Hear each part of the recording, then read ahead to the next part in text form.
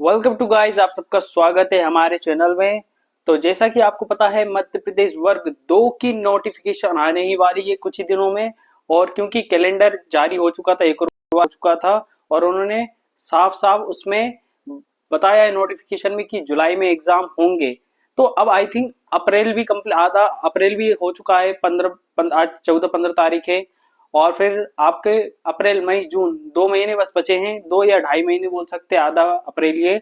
तो अगर आप भी वर्ग 2 का पेपर देना चाहते हैं तो मैं इस वीडियो में आपको पिछले साल के जितने भी शिफ्ट के पेपर हुए हैं, सोशल साइंस के, सामाजिक विज्ञान के, तो इस वीडियो में हम वही सारी चीज डिस्कस करेंगे कि किस प्रकार पेपर आते हैं, और जिससे कि आप उस चीज को एनालाइज करके आप उस टॉपिक में से चीजों को, इंपॉर्टेंट चीजों को पढ़ सकते हैं। और आप उस पर गहन गहन चर्चा भी करेंगे हम इस पे कि आखिरकार आपको ऐसी क्या चीज पढ़नी है जिससे कि आप अपना फर्स्ट अटेम्प्ट में ही मध्य प्रदेश वर्ग 2 का, अगर आप सोशल साइंस बैकग्राउंड से हैं तो पहला पेपर क्लियर कर ले, क्योंकि फिर मेंस आएगा।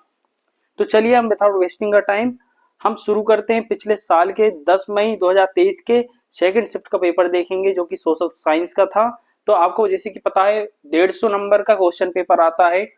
120 नंबर का आपका मेन सब्जेक्ट जो मुख्य विषय होता है, जैसे कि सोशल साइंस है, वो आता है, या कोई भी हो सकता है। और बाकी 30 नंबर का आपको हिंदी, इंग्लिश, रीजनिंग और जनरल अवेयरनेस आती है। तो उसके बारे में हम चर्चा नहीं करेंगे 30 नंबर, क्योंकि हमारा मेन ऑब्जेक्टिव सोशल साइंस है। तो 120 नंबर के बारे में देखेंगे कि पिछले साल यानी कि 2023 में किस प्रकार के क्वेश्चन आए थे। तो हम शिफ्ट बाय शिफ्ट कंप्लीट करेंगे। ये सेकंड शिफ्ट का है 10 मई का। अब मैं आपको दिखाते हूँ, आपको स्क्रीन पे लेके चलता हूँ। तो अब देखते हैं हम।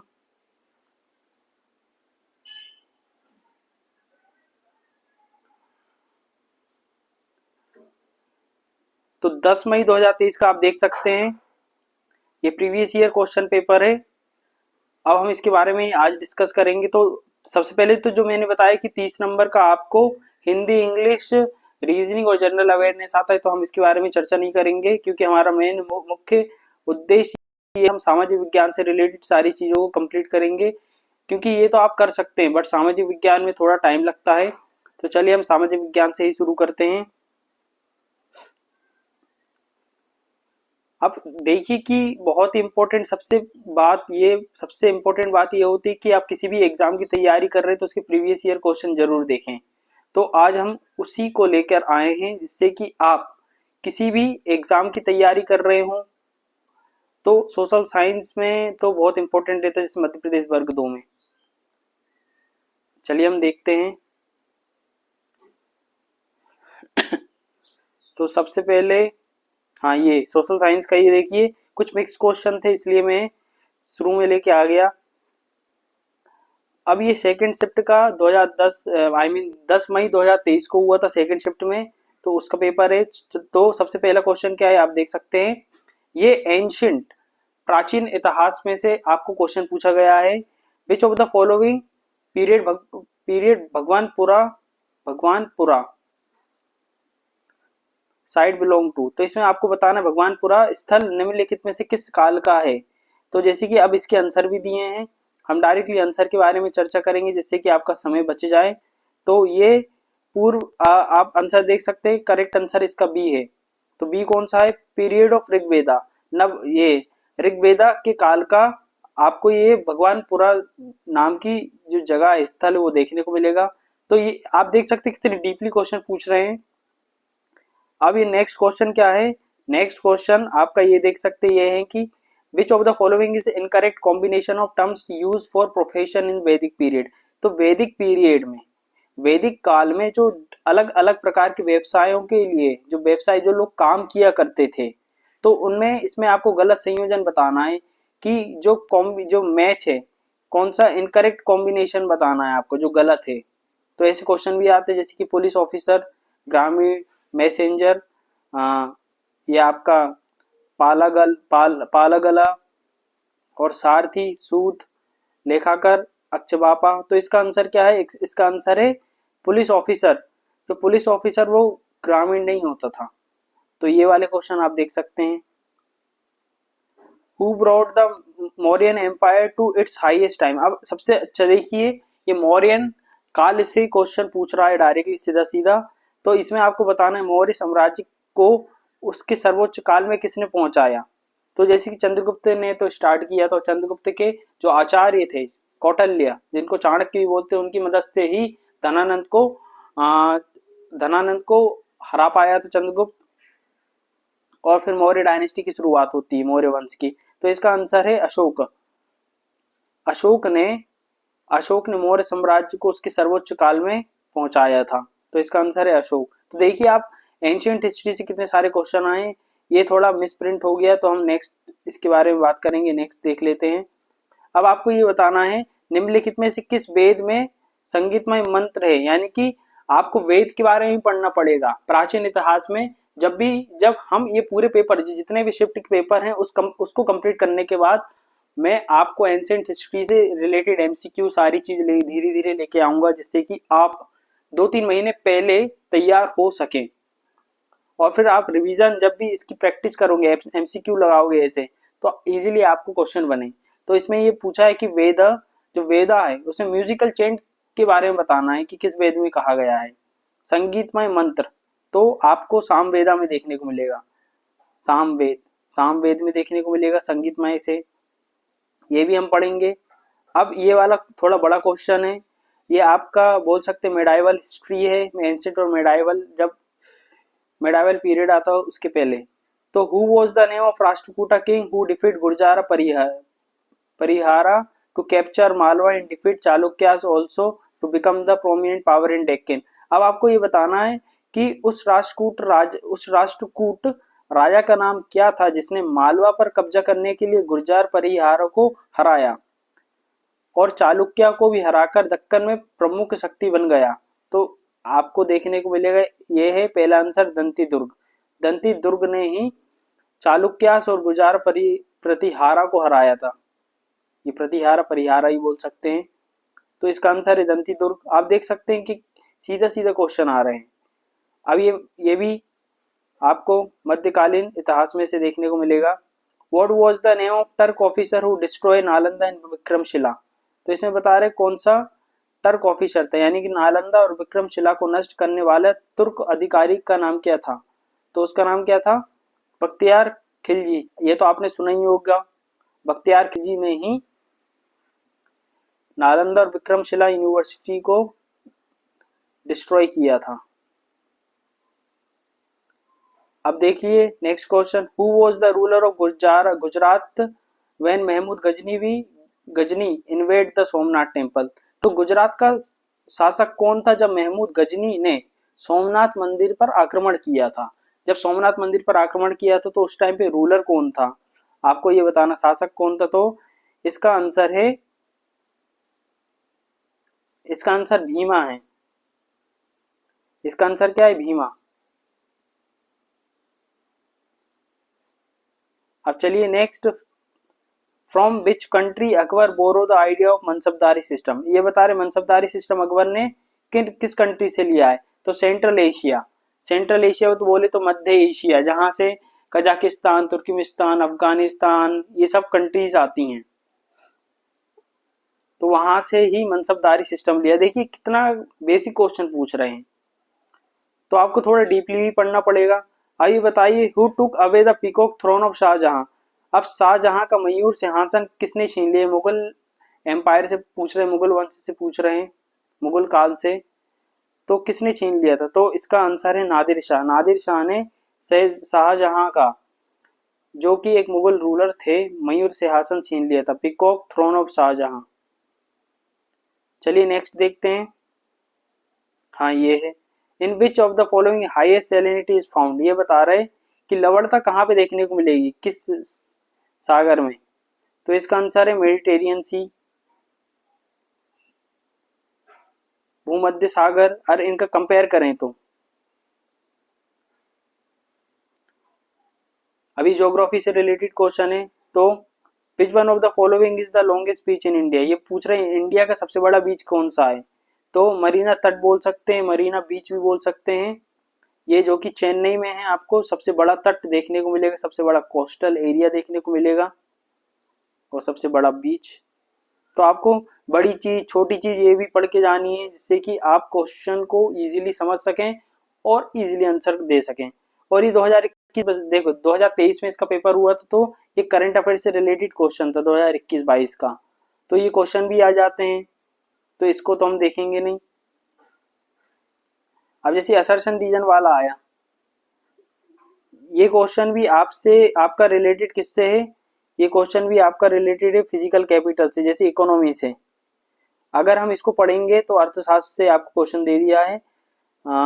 हालांकि किसी अब नीचे दिए गए कथनों को पढ़िए और प्रश्नों को उत्तर दीजिए। हालांकि किसी देश के आर्थिक विकास की प्रक्रिया में भौतिक पूंजी यानी कि जो कैपिटल फिजिकल कैपिटल होता है तो उसका संचय काफी महत्वपूर्ण है, लेकिन समय बीतने के साथ यह तेजी से महसूस किया जा रहा है कि मूर्त पूंजी स्टॉक की वृद्धि बड़े पैमाने पर मानव पूंजी निर्माण पर निर्भर करती है, इस पर उचित महत्व दिया जाए। ये है। और मानव पूंजी में पर्याप्त निवेश की अनुपस्थिति में भौतिक पूंजी का उपयोग कम गति से होगा, जिससे विकास की गति धीमी हो जाएगी। अगर हम इसका आंसर देखेंगे तो इसका आंसर है both A and B are correct और R is the correct explanation of A. दोनों सही हैं और आर जो कारण है करेक्ट एक्सप्लेनेशन है ए का। तो ऐसे असर्शन रीजन वाले अब ऑब्वियसली थोड़ा कंपटीशन को टफ बनाने के लिए असर्शन रीजन वाले क्वेश्चन दिए जाते हैं। अभी बैंक 4 ये वाला भी कोई क्वेश्चन पूछा जा सकता है, जैसे banking is no longer somewhere you go if something you do with reference to the advancement of digital payment. तो ये किसने कहा था, तो इसका आंसर है ब्रेट किंग। तो इकोनॉमिक्स से भी रिलेटेड क्वेश्चन पूछ रहे हैं, हाँ ये आ सकता है, जैसे कि बैंक से रिलेटेड पूछ लिया। Urban cooperative bank in India are, तो अर्बन कोऑपरेटिव बैंक किसके अंडर कंट्रोल में आते हैं, तो अर्बन कोऑपरेटिव बैंक आपके कंट्रोल बाय स्टेट गवर्नमेंट। कौन कंट्रोल करता है, लोकल बॉडीज करती हैं या आरबीआई करता है या स्टेट गवर्नमेंट करता है या डी फिर कंट्रोल बाय लोकल। इसका है,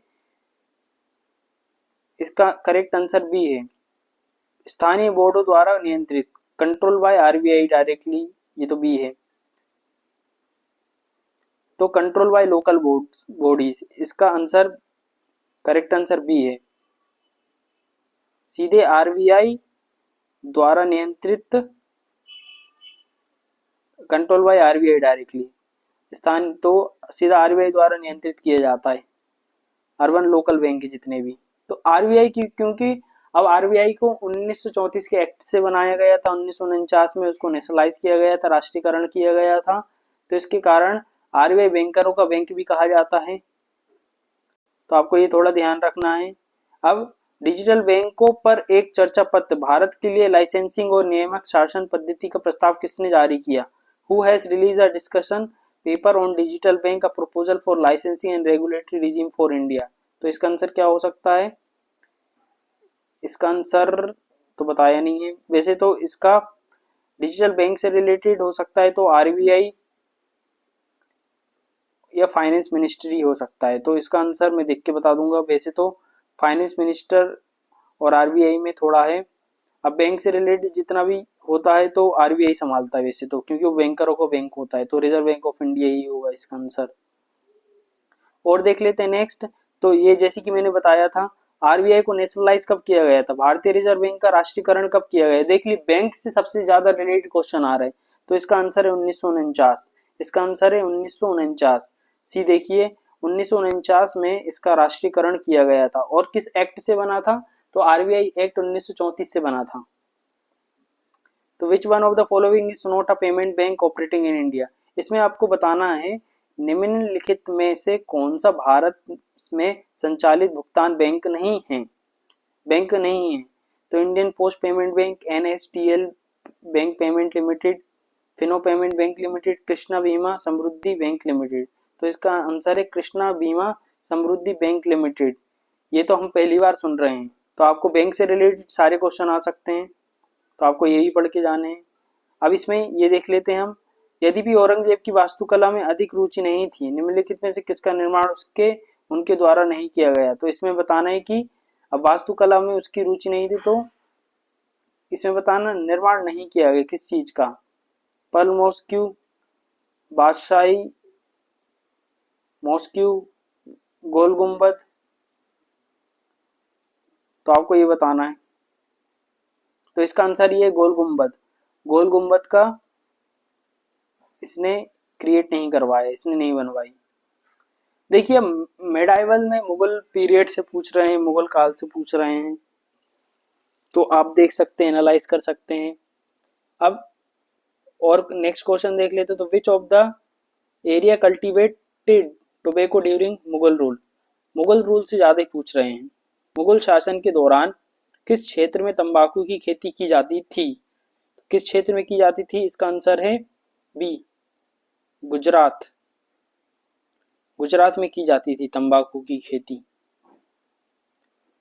next, Bombay was declare the headquarter of east India company in which year. अब आपको बताना है, ये मॉडर्न इंडिया से है, जब अंग्रेज आए थे, अंग्रेजों का शासन शुरू हुआ था जब से, तो बम्बई को किस वर्ष ईस्ट इंडिया कंपनी का मुख्यालय घोषित किया गया था। तो किस वर्ष किया था, इसका आंसर है ए, 1687 में ईस्ट इंडिया कंपनी का हेडक्वार्टर बोले तो मुख्यालय घोषित किया गया था। चलिए नेक्स्ट क्वेश्चन देख लेते हैं। Which of the following is not a proper way to establish strong communication among family member। आपको बताना है निम्नलिखित में से कौन सा परिवार के सदस्यों के बीच मजबूत संचार स्थापित करने का उचित तरीका नहीं है। कम्युनिकेशन फ्रिक्वेंटली, अक्सर संवाद करना, रिवील अ लिटिल वन, थोड़ी ही प्रकट करना, कम्युनिकेट फ्रीली, स्वतंत्र रूप से संवाद करना, बी पेशेंट लिसनर, एक धैर्यवान श्रोता बनना। तो इसका आंसर है बी, थोड़ा ही प्रकट करना, कम्युनिकेट फ्रीली। या तो रिवील अ लिटिल ओनली, तो रिवील अ लिटिल ओनली, थोड़ा ही प्रकट करना, ये नहीं है। आप ज्यादा से ज्यादा बात करें जब तो अच्छा एक रिलेशन बनेगा। अब मानव अधिकार आयोग के प्रमुख की नियुक्ति हेतु चयन समिति का सदस्य कौन नहीं होता है। अब आपको बताना कि कौन होता है कौन नहीं होता है, ये वाले क्वेश्चन आ सकते हैं। Who is not a member of selection committee for the appointment of chief of human right commission.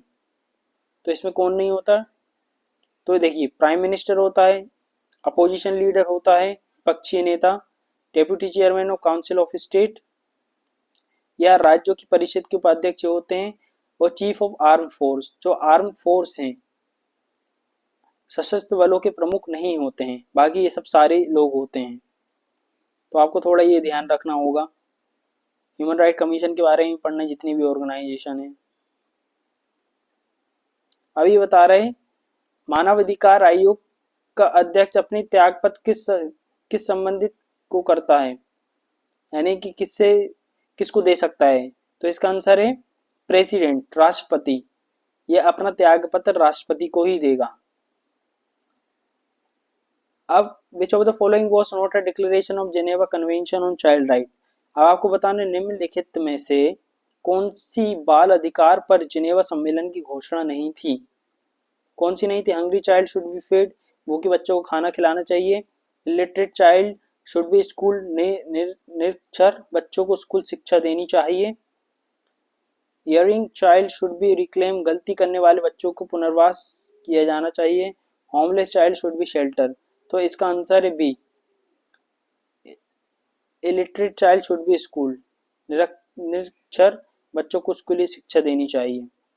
सम्मेलन की घोषणा में नहीं था ये, जब बाल अधिकार का जेनेवा सम्मेलन हुआ था तो ये वाला पार्ट नहीं था। अब नेक्स्ट देख लेते हैं, which of the following article of the constitution. देखिए आर्टिकल से आपके सीधे सीधे क्वेश्चन आ जाते हैं, तो आपको फंडामेंटल राइट बहुत अच्छी तरीके से पढ़ के जाना है, प्रेसिडेंट के बारे में पढ़ के जाना है, प्राइम मिनिस्टर के बारे में पढ़ के जाना है, यानी कि स्टेट और यूनियन गवर्नमेंट, जो सेंट्रल गवर्नमेंट, उसके बारे में अच्छे से पढ़ के जाना, सीधा सीधा क्वेश्चन आ सकता है। अब इसमें पूछा कि which of the following article of the constitution ensure that child of age less than 40 should not be employ as a labour. तो इसमें बताया है कि संविधान का कौन सा अनुच्छेद यह सुनिश्चित करता है कि 14 वर्ष से कम आयु के बच्चे को श्रमिक रूप से नियोजित नहीं किया जाना चाहिए। यानी कि सीधी सी बात है, हर कोई बच्चा 14 साल से कम है तो उसको आप काम पे नहीं रख सकते हो। तो किस आर्टिकल में कहा गया है, तो ये आर्टिकल आपका आर्टिकल 24 में कहा गया है?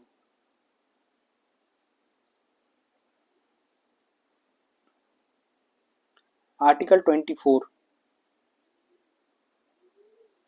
जब राइट अगेंस्ट एक्सप्लॉइटेशन, शोषण के विरुद्ध अधिकार में कहा गया है।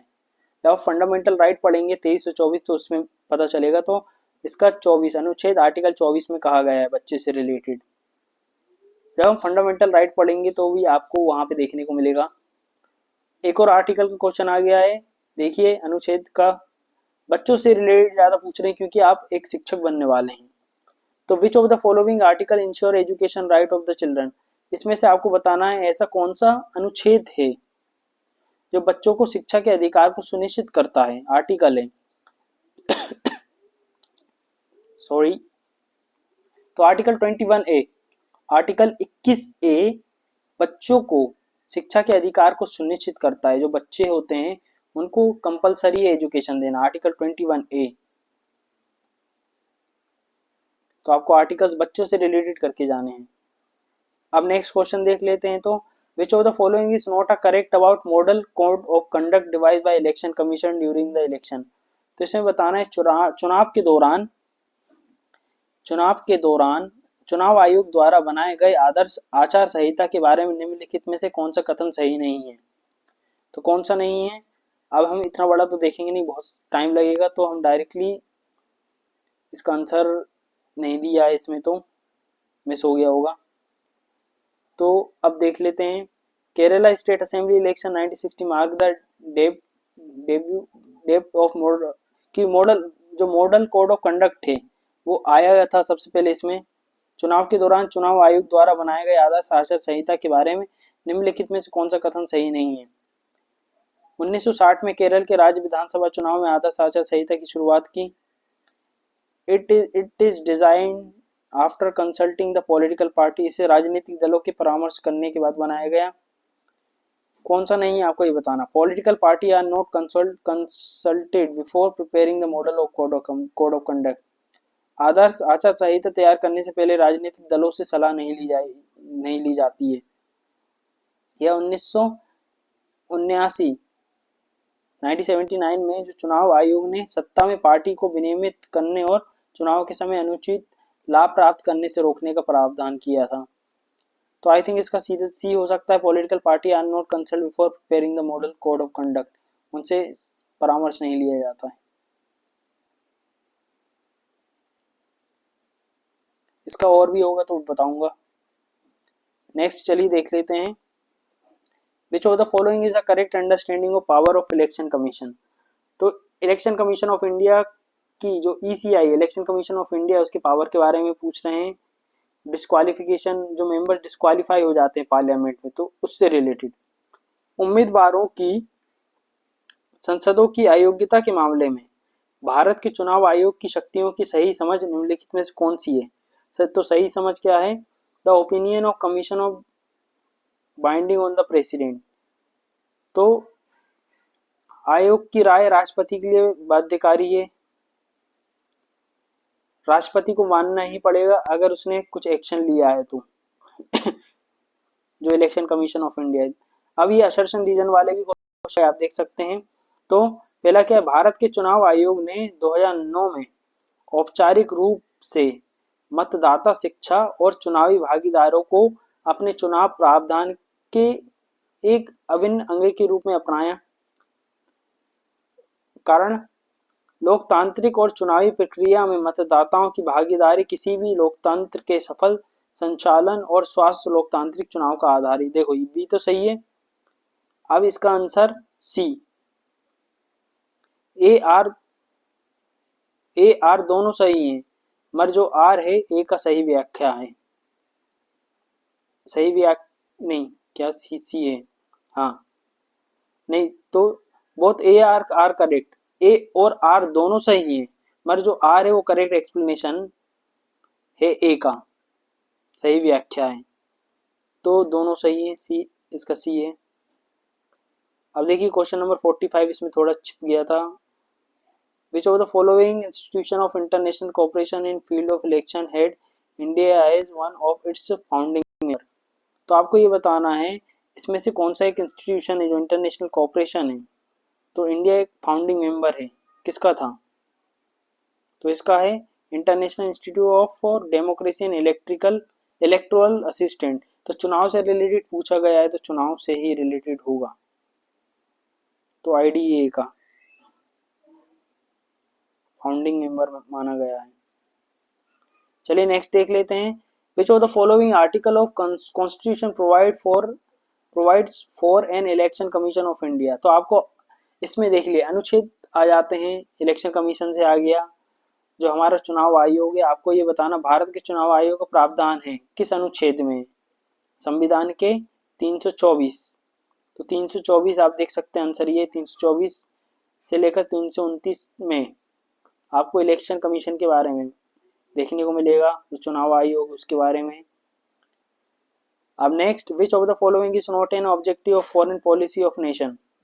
निम्नलिखित में से कौन सा एक राष्ट्र की विदेश नीति का उद्देश्य नहीं है? देखिए, टेरिटरी को इंटीग्रिटी प्रोटेक्ट करना, उसकी एकता को बनाए रखना, ये सही है। नेशनल इंटरेस्ट को बना के रखना, ये भी सही है। Oppressive weak neighbours in align with country to interest, नहीं, ये नहीं है। कि कमजोर पड़ोसियों का दमन करना और देश के हितों के साथ तालमेल बिठाना, हम सबको सपोर्ट करते हैं। अब नेक्स्ट देख लेते हैं, which of the following option does not give the correct objective of any foreign policy. निम्नलिखित में से कौन सा विकल्प किसी भी विदेश नीति के मूल उद्देश्य नहीं देता है? तो कौन सा है? इसका आंसर है रीजनल डोमिनेशन, कि आप रीजन वाइज डोमिनेट कर रहे हो, ये नहीं देता है। नेक्स्ट देखिए, पॉलिटिक्स से रिलेटेड है। What type of interest are not involve in the formation of foreign policy. जब भी हम विदेश नीति बनाते हैं तो जब भी हम विदेश नीति के निर्माण में किस प्रकार के हित शामिल नहीं हैं? तो primary interest, permanent interest, variable interest और जो आध्यात्मिक जो स्पिरिचुअल इंटरेस्ट हो सकते हैं। तो स्पिरिचुअल इंटरेस्ट नहीं है, बाकी ये सब तो होता है आध्यात्मिक रुचियां। तो बेसिक क्वेश्चन आएंगे, अगर आपने सोशल साइंस में पॉलिटिकल साइंस पढ़ा है तो इजीली आप चीजों को कर सकते हैं। नेक्स्ट क्वेश्चन क्या है? Which of the following factor does not affect while making a foreign policy. तो ऐसे कौन से तत्व हैं विदेश नीति बनाते समय निम्नलिखित में से कौन सा कारक प्रभावित नहीं करता है? Geo strategic situation, population potential, जनसंख्या की क्षमता, आर्थिक बंदोबस्त, इकोनॉमी इंडोमेंट और रिलीजियस कंसिडरेशन, धार्मिक विचार। तो इसका आंसर है रिलीजियस कंसिडरेशन, धार्मिक विचार। इससे कोई लेना देना नहीं है। अब read the sentence to answer the question that follow. आपको क्वेश्चन पढ़ना और आंसर देना है। तो किसी राष्ट्र की जनसंख्या कितनी अधिक होगी उसकी शक्ति उतनी ही अधिक होगी। यह जनसंख्या किसी राष्ट्र की विदेश नीति का निर्धारण करती है। तो इसका आंसर है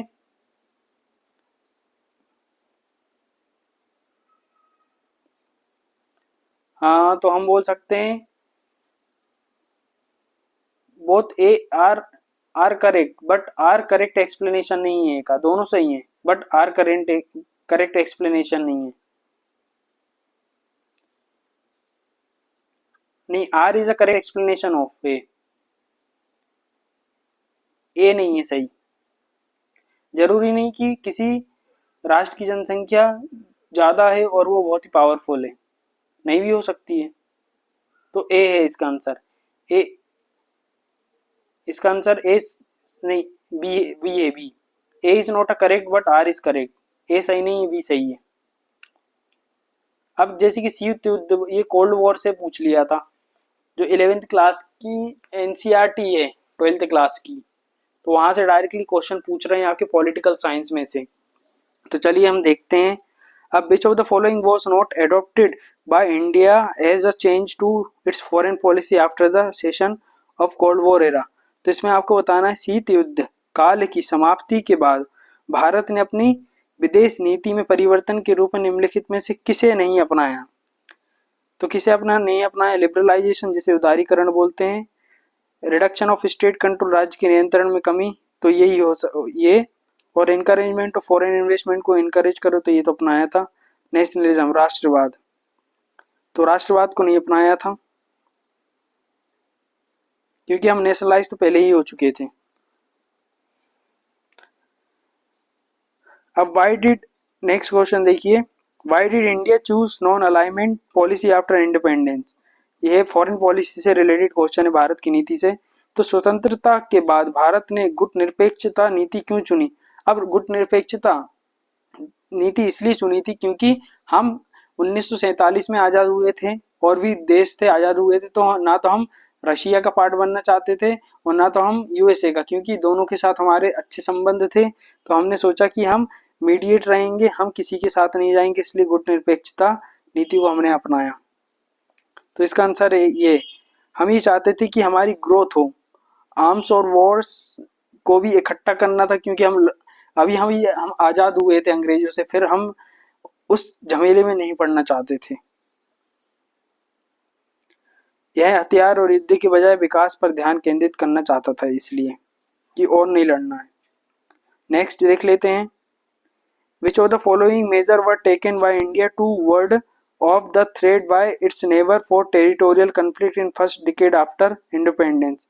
तो इसमें बताना है कि जो इंडिया था, तो India toward of the threat, अब आसपास की जो रीजन है जैसे कि पाकिस्तान, बांग्लादेश, चाइना, इन सबसे खतरा है। तो कन्फ्लिक्ट तो हमारे होते रहते तो आज़ादी के बाद। तो आपको ये बताना है कि स्वतंत्रता के बाद पहले दशक में भारत द्वारा अपने पड़ोसी के साथ क्षेत्राधिकार संघर्षों के लिए खतरे को दूर करने के लिए निम्नलिखित में से कौन से उपाय किए गए। तो इसका आंसर है डी। देखिए सारे आर्थिक प्रतिबंध भी, गठबंधन, संधि, बल की धमकी, ये सब हमने किए गए थे, हमने सबका यूज किया था। चलिए नेक्स्ट देख लेते हैं, why did India refuse to sign the non proliferation treaty. तो भारत में 1968 में अप्रसार संधि पर हस्ताक्षर करने से इनकार क्यों किया गया था, क्यों किया। क्योंकि इसका आंसर देख लेते, तो इसका आंसर है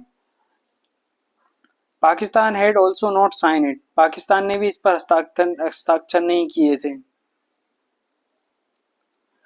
हैं। क्यों, अगर हम कर देते तो हम फिर न्यूक्लियर प्रोजेक्ट को हम बना ही नहीं पाते, और पाकिस्तान के पास थे तो वो कभी भी अटैक करता है तो हम खाली हाथ बैठे रहते, इसलिए। और इसमें ये था कि जिसके पास न्यूक्लियर है उसके पास रहेंगे, बट दूसरा और कोई नहीं बना सकता, तो इसलिए हमने एक ये रीजन भी था। जब हमारे आस पास पड़ोस वाले देश के पास है तो हमारे पास भी न्यूक्लियर वेपन्स होना चाहिए। चलिए नेक्स्ट देख लेते, who is India second military partner after Russia. Russia के बाद सेकंड मिलिट्री पार्टनर कौन है। तो रशिया के बाद सेकंड मिलिट्री पार्टनर आपका इजराइल देखने को मिलेगा, यूएसए तो नहीं है, इजराइल है, जिससे हम बहुत सारे हथियार खरीदते हैं। Next, who was the first external affairs minister of India. तो आपको बताना है भारत के प्रथम विदेश मंत्री कौन थे। जैसे कि मैंने आपको बताया इसमें प्रथम कौन था, ये वाली चीज आ जाती है, फर्स्ट कौन था, ये सब। तो पहले विदेश मंत्री हमारे जवाहरलाल नेहरू थे, जवाहरलाल नेहरू पहले विदेश मंत्री थे, फॉरेन मिनिस्टर थे। Next, who is responsible for forming Indian foreign policy. अब भारत की विदेश नीति को बनाने के लिए और उसका निर्माण करना है तो कौन उत्तरदायी होता है। तो इसका answer ministry of external affairs, प्रधानमंत्री कार्यालय, ये नहीं हो सकता, भारतीय विदेश सेवा। तो मिनिस्ट्री ऑफ एक्सटर्नल अफेयर्स है, जो विदेश मंत्रालय वही, विदेश मंत्रालय इसके लिए रिस्पॉन्सिबल होता है। Next, which of the following is the other name generally given to foreign policy, और विदेश नीति को अन्य कौन से नाम दिया जाता है। तो फॉरेन पॉलिसी को डिप्लोमेसी भी कहा जाता है, कूटनीति। जैसे कि और जितने भी इंडियन फॉरेन सर्विसेज का एग्जाम निकालते हैं, यानी यूपीएससी निकालते हैं, आईएफएस ऑफिसर बनते, तो वो डिप्लोमेट्स ही कहलाते हैं। तो डिप्लोमेसी। चलिए ये बताइए, निम्नलिखित में से कौन मुजीबर रहमान के युग के अंतिम वर्ष के दौरान बांग्लादेश में भारत विरोधी प्रचार के उभरने का कारण नहीं था। तो कारण नहीं था, तो इसका आंसर है भारत द्वारा शरणार्थी को रोकना और सीमा पर बाड़ लगाना, सीमा के माध्यम से अनियंत्रित तस्करी, फरक्का बांध पर मतभेद, भारत में सांप्रदायिक का उदय।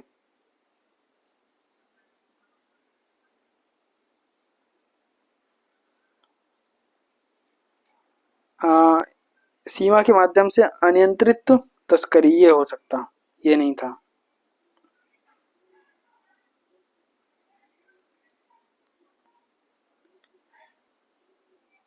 और फरक्का बैरेज भी हो सकता है। चलिए next, which of the following was not an issue of conflict between India and Bangladesh. अब आपको बताना निम्नलिखित में से कौन सा भारत और बांग्लादेश के बीच संघर्ष का मुद्दा नहीं था। तो ये 1962, 65 और 61 के 71 के वॉर से सीधे सीधे क्वेश्चन पूछे जा रहे हैं।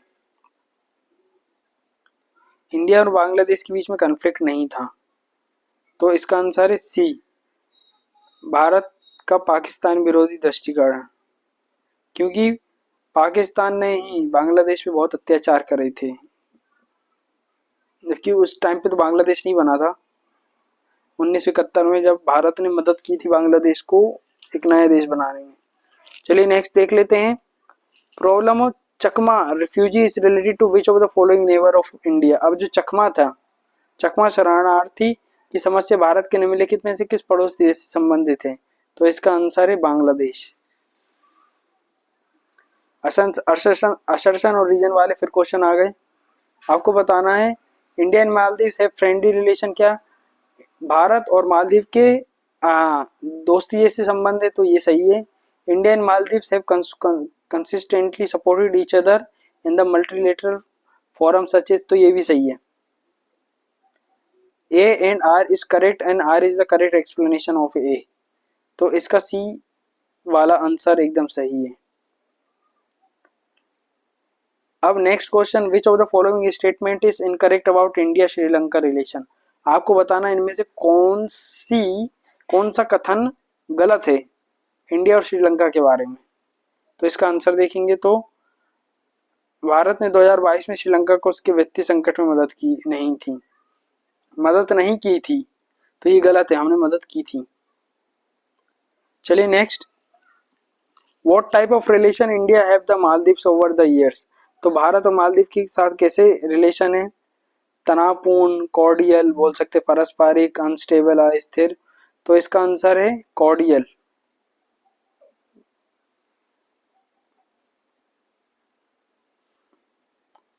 Next, which of the following is the example of healthy relation of India and with Bhutan. आपको ये बताना है कि निम्नलिखित में से कौन सा भूटान के साथ भारत के स्वास्थ्य संबंधों का उदाहरण है। तो इसका आंसर है supply of arms to Bhutan. Bhutan के क्यों हथियारों की आपूर्ति, हम भूटान की मदद करते, भूटान हमारी मदद करता है, तो ये। Next, which of the following is not example of anthropogenic disaster. तो एंथ्रोपोजेनिक डिजास्टर निम्नलिखित में से कौन मानव जनित आपदा का उदाहरण नहीं है, जो मानव के द्वारा नहीं होता। तो इसका आंसर हो सकता है कोरोना पेंडेमिक, ये तो है, रेडिएशन लीकेज ये भी हो सकता, साइबर अटैक, वॉर, तो रेडिएशन लीकेज, ये तो नेचुरली द्वारा होता है, नेचर के द्वारा। विच of the following is not a factor that cause flood. आपको बताना निम्नलिखित में कौन सा कारक बाढ़ का कारण नहीं है। तो ये है बेटर ड्रेनेज सिस्टम। अगर पानी बेहतर जल निकासी व्यवस्था है तो आपको बाढ़ नहीं आएगी। Next, which of the following is not a type of flood. इनमें आपको बताना कौन सा निम्नलिखित में से कौन सा बाढ़ का प्रकार नहीं। तो फ्लड से रिलेटेड वैसी क्वेश्चन पूछ रहे जैसे फ्लश फ्लड, आकस्मिक बाढ़, रिवर फ्लड नदी की बाढ़, एवलांच हिमस्खलन जो ग्लेशियर पिघल जाते हैं, स्टॉर्म सर्ज तूफानी लहर, तो एवलांच जो बर्फ पिघल जाते हैं, हिमस्खलन ये नहीं है। Which of the following is not a cause by drought. निम्नलिखित में से कौन सूखे के कारण नहीं होता है। सूखे के कारण क्या नहीं होता, लैंडस्लाइड, माइग्रेशन, वाइल्ड लाइफ, तो इसका आंसर है लैंडस्लाइड।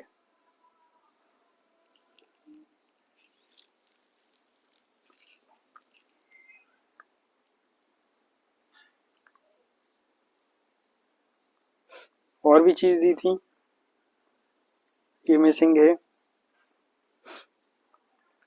और कुछ होगा। चलिए नेक्स्ट देख लेते हैं। Which of the following statement is correct about cyclone. Cyclone से रिलेटेड यानी कि चक्रवातों के बारे में सही आपको कथन बताना है। तो इसका आंसर क्या हो सकता है, तो ऑल ऑफ दिस ऑप्शन, यानी कि निम्नलिखित में से देखो, एक उष्ण कटिबंधीय चक्रवात का नाम स्थान और शक्ति के आधार पर मिलता है, सही है। ट्रॉपिकल साइक्लोन ब्रिंग रेन्स, उष्णकटिबंधीय चक्रवात वर्षा लाते हैं, ये भी सही है। Only some tropical cyclone are dangerous, केवल कुछ उष्ण कटिबंध चक्रवात ही खतरनाक होते हैं, ये भी सही है, सारे सही हैं। चलो next, which of the following give the internal between one full moon and the next. अभी बता रहे हैं निम्नलिखित में से कौन सा एक पूर्ण चंद्रमा और अगले पूर्ण चंद्रमा के बीच अंतराल बताता है। तो इसका आंसर है डी 29.5, ये बताता है 29.5 days. Next, who give binary state hypothesis, ये भी आ सकते हैं, कभी कभार आ जाते हैं। तो इसका आंसर है शाश्मित ओ, जो बाइनरी स्टेट हाइपोथेसिस दी थी। नेक्स्ट, अब देखिए आपको हवा को नापना, पानी को नापना, एयर को नापना, ये सब आ जाते हैं, तो मीटर्स को आपको अच्छे से याद करके जाना है। निम्नलिखित में कौन सा यंत्र हवा की गति को मापता है, यानी कि विंड को मेजर करता है, विंड की स्पीड को। तो इसका आंसर है एनोमीटर। एनोमीटर विंड, जो हवा को मेजरमेंट करते हैं।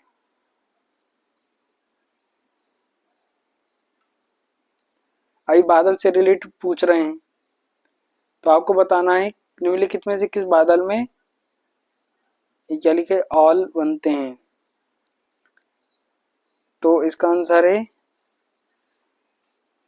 Cumulonimbus cloud.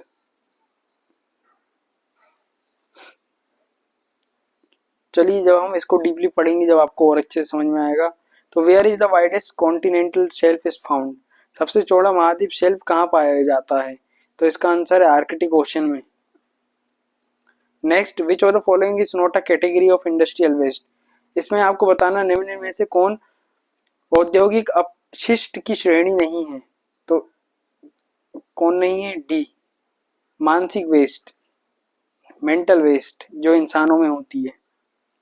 तो which of the following is not a principle of solid waste management, solid waste management का प्रिंसिपल नहीं, सिद्धांत नहीं है। तो इसका आंसर है रिटर्न। देखो रिड्यूस, रिफ्यूज, रीयूज, ये सब तो हैं, बट रिटर्न नहीं है। Next, which of the following is not a process of waste management, waste management की प्रोसेस नहीं है, क्या नहीं है। तो इसका आंसर है कलेक्शन, सेग्रीगेशन अलग करना, ट्रीट करना, एक्सट्रैक्शन नहीं है।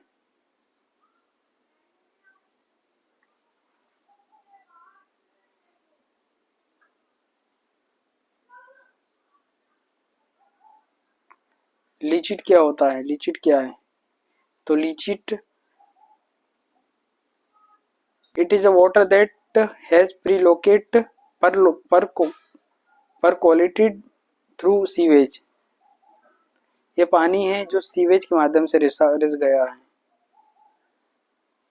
बेसिक क्वेश्चन पूछ लेते हैं। Next, which of the following does not cause soil erosion, soil erosion का कारण क्या नहीं है। Wind, cloud, ice, human activity. तो इसका आंसर हो सकता है क्लाउड, बादल कहाँ से करेंगे, इंसान फिर भी कर सकते हैं। नेक्स्ट, स्थायी अपशिष्ट प्रबंधन प्राप्त करने के लिए निम्नलिखित में से कौन सी विधि उचित नहीं है। Which of the following is not the appropriate method to achieve sustainable waste management, कौन सी मेथड नहीं है। तो इसका है क्लोजिंग केमिकल इंडस्ट्री, रासायनिक उद्योग को बंद करना, ये नहीं है। Next, which of the following is not a correct combination of industrial waste with its category, तो करेक्ट कॉम्बिनेशन नहीं है। तो करेक्ट कॉम्बिनेशन क्या नहीं है, A liquid waste, liquid waste, food waste, green waste, garden waste, ये नहीं है। Next, which of the following is a type of species are found only in specific area. तो किस प्रकार की निम्नलिखित में से किस प्रकार की प्रजाति केवल विशिष्ट क्षेत्र में पाई जाती है? वल्नरेबल, इंडेंजर्ड, एंडेमिक और तो इसका आंसर है एंडेमिक।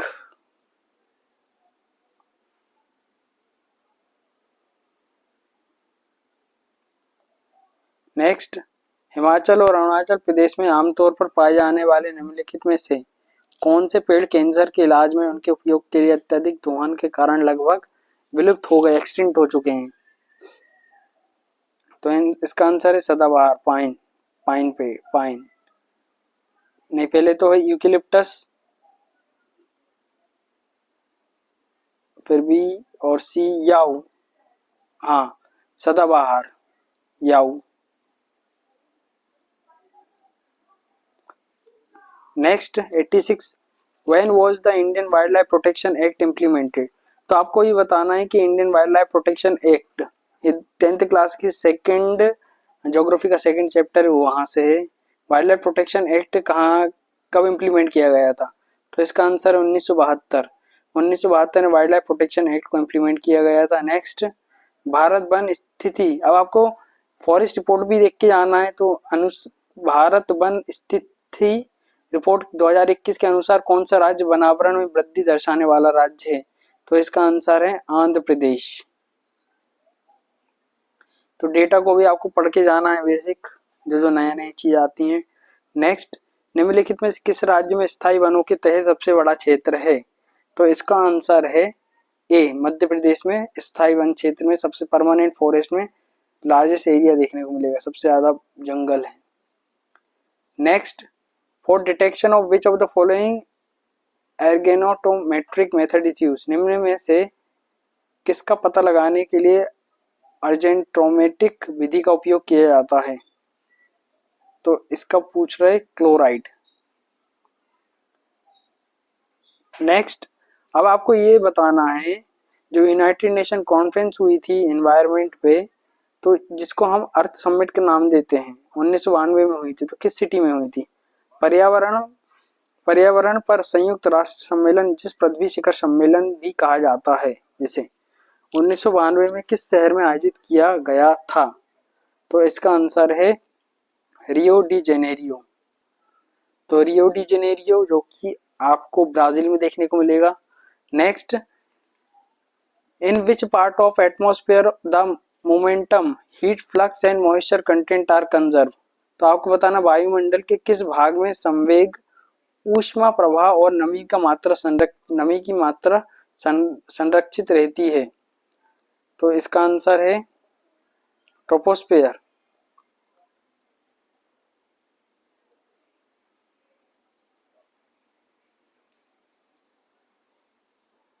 सरफेस बाउंड्री लेयर भी हो सकता है।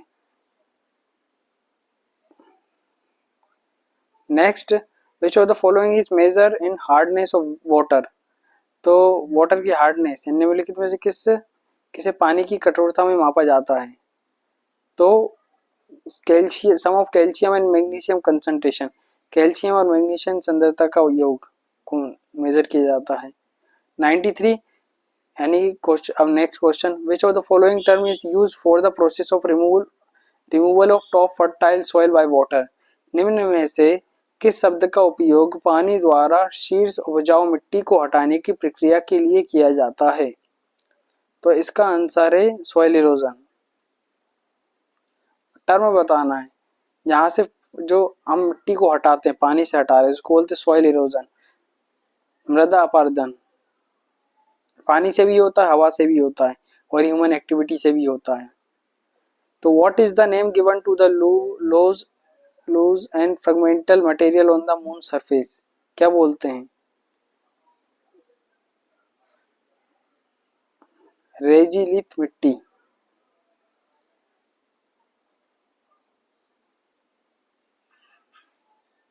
नेक्स्ट, आपको ये बताना है, इसको सही अवरोही क्रम में पृथ्वी की पपड़ी का तत्व संगठन निम्नलिखित में किस विकल्प द्वारा किया गया है? जैसे कौन कौन सी चीजें? जब क्रस्ट मेंटल कोर पढ़ेंगे तो आपको देखने को मिलेगा सियाल और सीमा, सिलिकॉन, एल्यूमिनियम, और फिर आपको मैग्नीशियम देखने को मिलेगा। तो इसका आंसर है ए, सिलिकॉन, एल्यूमिनियम, आयरन और कैल्शियम। नेक्स्ट आपको सीपीसीबी का फुल फॉर्म बताना है, फुल फॉर्म भी आ जाते हैं। तो इसका आंसर है center for pollution checking board, नहीं, center for pollution control board ये। तो इसका आंसर बी है, central for pollution control board, checking board भी कहते हैं। Next, why did third battle of Panipat take place, when did, आपको बताना है पानीपत का तीसरा युद्ध कब हुआ था। तो युद्ध से रिलेटेड क्वेश्चन आ सकते हैं। इसका आंसर है 1761 में, पहला 1526 में हुआ था और दूसरा 1556 में। Next, when did round conference between British and Indian representative states started and ended, तो ब्रिटिश और भारतीय प्रतिनिधियों के बीच गोलमेज सम्मेलन कब शुरू और समाप्त हुई थी। तो इसका आंसर है 1930 से लेकर 1932 के बीच में। और जो सेकेंड राउंड टेबल कॉन्फ्रेंस हुई थी जिसमें इंडियन नेशनल कांग्रेस की तरफ से महात्मा गांधी जी ने पार्टिसिपेशन किया था, तो ये है 1930 से 32। अब गांधी इरविन समझौता के बीच में आ गया कि विशेषता नहीं है, ये बताना है। तो इसमें देखिए, इसमें ये था जो ब्रिटिश सरकार ने नमक कर हटाने से इनकार कर दिया, तो ये नहीं था, उनने इस पे तो मान लिया था। Next, which of the following was not a feature of Mountbatten plan, तो निम्नलिखित में से कौन सा माउंटबेटन योजना की विशेषता नहीं थी जो प्लान लेके आया था। तो इसका आंसर है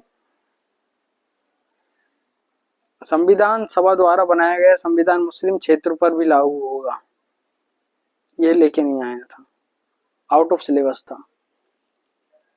नेक्स्ट, भारत और पाकिस्तान के बीच निम्नलिखित में से किस युद्ध का मूल कारण ऑपरेशन जिब्राल्टर था। तो ऑपरेशन जिब्राल्टर का मुख्य कारण क्या था, किस ईयर। तो इसका आंसर है 1965।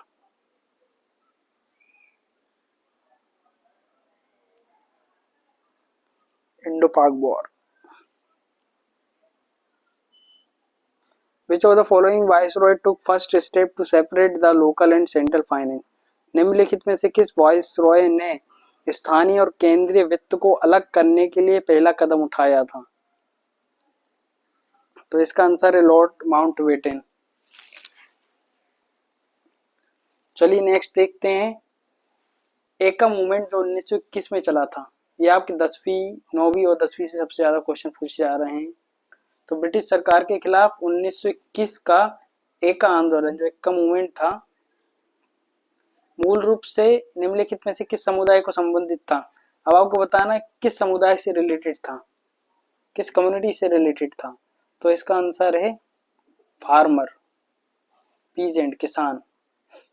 चलिए नेक्स्ट, अब बता रहे एज पर फैक्ट्री एक्ट, अब जो कारखाना अधिनियम 1948 के अनुसार जिन कारखानों में खालिस्तान से अधिक श्रमिक कार्यरत हैं वहां कैंटीन की व्यवस्था की जानी चाहिए। तो कितने होना चाहिए, कम से कम कितने वर्कर्स होने चाहिए जहां पे कैंटीन की व्यवस्था फ्री होनी चाहिए। तो ये बता रहे 250 लोग तो होना चाहिए जब भी कैंटीन चलेगी। Next, which of the following association was having an aim to influence public in England about the condition of Indians in India, निम्नलिखित में से किस संस्था का उद्देश्य भारत में भारतीयों की स्थितियों के बारे में इंग्लैंड में जनता को प्रभावित करना था। तो ईस्ट इंडिया एसोसिएशन, इसका आंसर ईस्ट इंडिया एसोसिएशन। अब इसमें क्वेश्चन कट चुका है।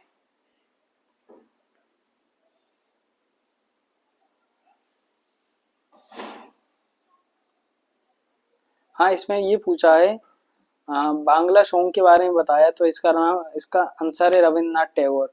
अमर सोनर बांग्ला करके जो नेशनल एंथम है बांग्लादेश का, वो रविन्द्रनाथ टैगोर ने दिया था, जैसे हमारे जनगण मन है तो वहां का जो नेशनल एंथम होगा। अब who was the chairman of drafting committee of constitution of India, constitution of India के जो ड्राफ्टिंग कमेटी के चेयरमैन कौन थे। तो डॉक्टर भीमराव अंबेडकर भारतीय संविधान की प्रारूप समिति के अध्यक्ष थे।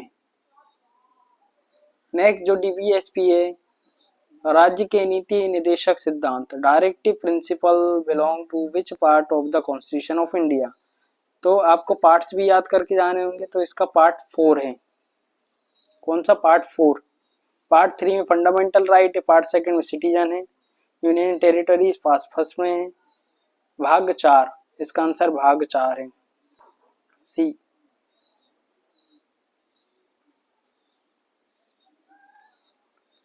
Who is not a citizen by domicile. अब सिटीजन कौन नहीं हो सकता अधिवास द्वारा? कौन नागरिक नहीं है? जो इंडिया में पैदा हुआ, जो जिनके मदर फादर इंडिया से हैं। तो इसका आंसर सीधी सी बात ये है, जो भारत के संविधान के प्रारंभ होने के बाद से भारत के क्षेत्र में सामान्य रूप से रह रहा है।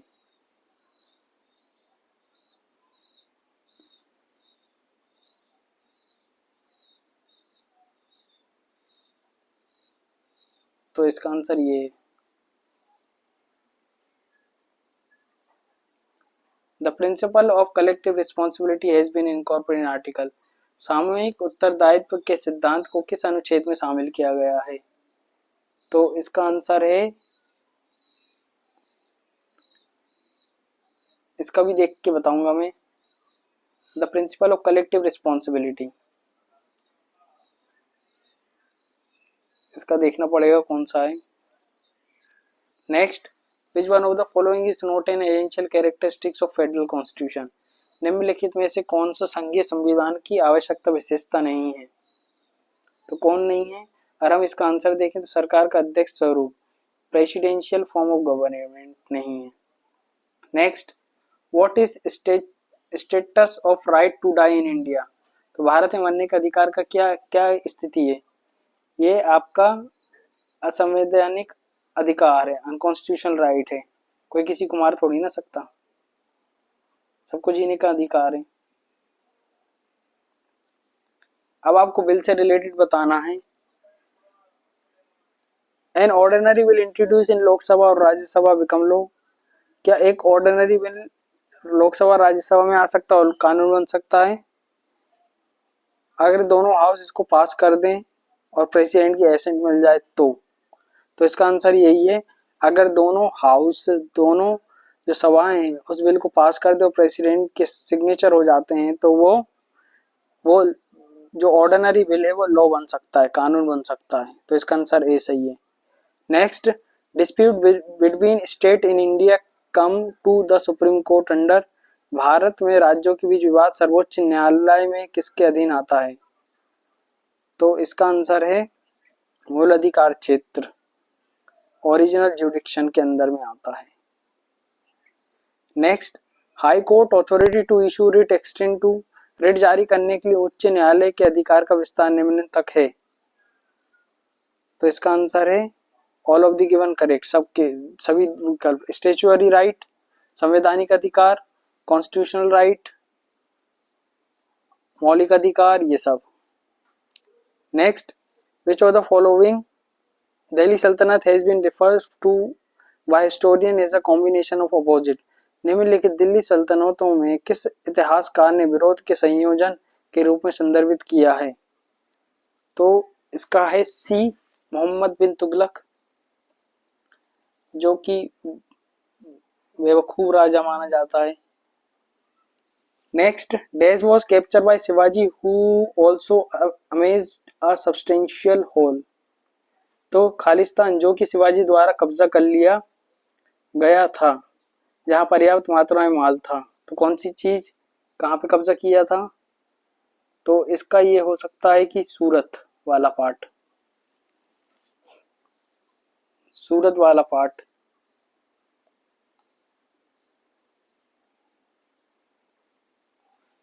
अब बताइए, who is the author of Surat या पुणे, दो में से कोई एक हो सकता है। तो who is the author of book a gift of मोनोथेस्टिक।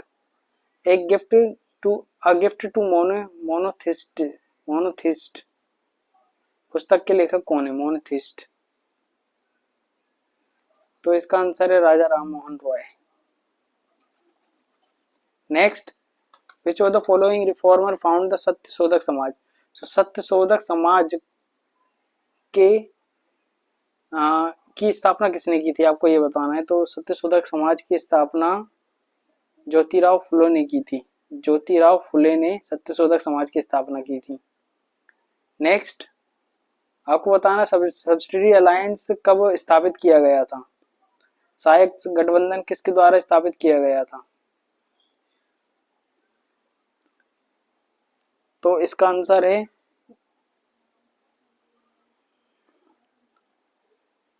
John Shore,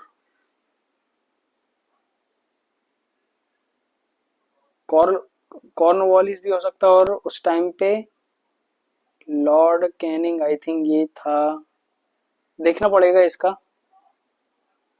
Lord Dalhousie तो नहीं था, रॉबर्ट क्लाइव भी नहीं था, ये अभी मिसिंग है क्योंकि कट चुका है। Which of the following nation produce and consume the most steel globally? तो निम्नलिखित में से कौन सा देश विश्व स्तर पर सबसे ज्यादा स्टील का उत्पादन खपत करता। देखिए फर्स्ट सेकंड आपको पढ़ना पड़ेगा, फसलों के बारे में पढ़ना पड़ेगा और इसके बारे में भी। तो इसका आंसर है चीन। चाइना सबसे ज्यादा स्टील का प्रोडक्शन करता है और कंज्यूम भी करता है। Next largest geothermal power plant in the world located. तो विश्व का सबसे बड़ा जियोथर्मल पावर प्लांट किस देश में है। तो इसका आंसर है USA, United State of America, America में है। Next which of the following item can not be categorize as a fossil fuel. निम्नलिखित में से किस वस्तु को जीवाश्म ईंधन के रूप में वर्गीकृत नहीं किया जा सकता है। कोल, फायरवुड, नेचुरल गैस, पेट्रोलियम। तो फायरवुड, लकड़ी को नहीं किया जा सकता है, जलाओ लकड़ी को। नेक्स्ट एक क्षेत्र ने पिछले 100 वर्ष में दुनिया का सोने का 50% उत्पादन किया। निम्नलिखित सूची में से क्षेत्र का नाम चुने। तो किसने किया। तो इसका आंसर होता है जोनासबर्ग बिट वाटर सैंड क्षेत्र, Witwatersrand region of Johannesburg. Next इसमें ये कट चुका है, हम ये देख लेते। तो international court of justice has how many जजेस। कितने जजेस होते हैं। तो इसके आंसर है 15 जजेस होते हैं, 15। नेक्स्ट संयुक्त राष्ट्र महासभा की पहली महिला अध्यक्ष के रूप में किसने कार्य किया। तो विजय लक्ष्मी पंडित ने यूनाइटेड नेशन जनरल असेंबली की महासभा की पहली महिला अध्यक्ष थी। Next communal politics is predicted on the notion that religion is the primary source। सांप्रदायिक राजनीति इस धारणा पर आधारित है कि धर्म खालिस्तान का प्राथमिक स्रोत है। तो आंसर है सोशल कम्युनिटी का, सामाजिक समुदाय का। बाकी और भी ये चीजें दी गई हैं, आप देख सकते हैं। तो हम जो मेन चीजें, अब ये नॉटिकल माइल से रिलेटेड है। जैसे समुद्र तट से खालिस्तान तक के महासागरीय क्षेत्र को प्रदर्शित जल कहा जाता है, यानी कि ocean are up to Khalistan from the coast is term as the territorial water. तो आपको ये भी देखना पड़ेगा, ये भी पढ़ाएंगे। जैसे कि 12 नॉटिकल माइल्स तक हमारा हिस्सा रहता, फिर उसके आगे भी थोड़ा थोड़ा। नेक्स्ट निम्नलिखित में से कौन सी संरक्षण रणनीति में प्रत्येक सामुदायिक भागीदारी शामिल नहीं है। तो सी वन्य जीव अभयारण्यों का सीमांकन, demarcation of wild life sanctuaries. आइए बता रहे Indian wildlife protection act कब आया था। तो ये हम पढ़ चुके हैं, 1972 में आया था। Next dash is a commercial crop in Haryana and Punjab but in Orissa it's subsistence crop. तो हरियाणा पंजाब में एक व्यावसायिक फसल है, लेकिन उड़ीसा में निर्वाह फसल है। जैसे कि राइस, ऑब्वियसली राइस ज्यादा खाते हैं, चावल ज्यादा खाते हैं वहां पे। Next question which of the following is the most important in learner centre curriculum. अब ये टीचर्स, ये आपका पेडागोजी से रिलेटेड क्वेश्चन है, बाकी सोशल साइंस से रिलेटेड आपके क्वेश्चन यहाँ पे खत्म होते हैं। फिर इसके बाद हम नेक्स्ट शिफ्ट का करेंगे जो 11 मई को हुआ था। आई होप आपको ये वीडियो पसंद आया होगा, so please do a like share and subscribe. और जैसे कि नेक्स्ट शिफ्ट का करेंगे तो आप उस वीडियो को भी देख सकते हैं। और फिर इसके बाद हम प्रैक्टिस करते जाएंगे एमसीक्यू से रिलेटेड, जितने भी MCQ बनेंगे तो मैं आपको इस चैनल पे लाऊंगा। आप सबका इस वीडियो को देखने के लिए धन्यवाद। ऐसे ही सपोर्ट करते रहें, और अगर आपको कुछ भी दिक्कत हो तो प्लीज़ कमेंट करिए। Bye bye, good to see you guys.